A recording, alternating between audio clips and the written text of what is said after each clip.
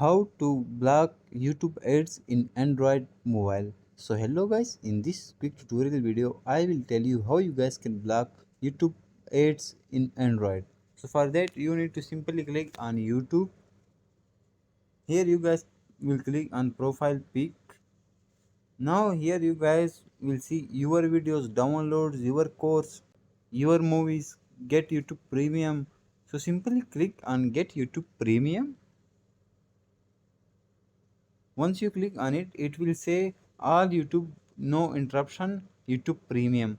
So you will simply click on try 1 month for zero and it will show your currency. So simply click on that. Once you click on that, you will see individual, family, student.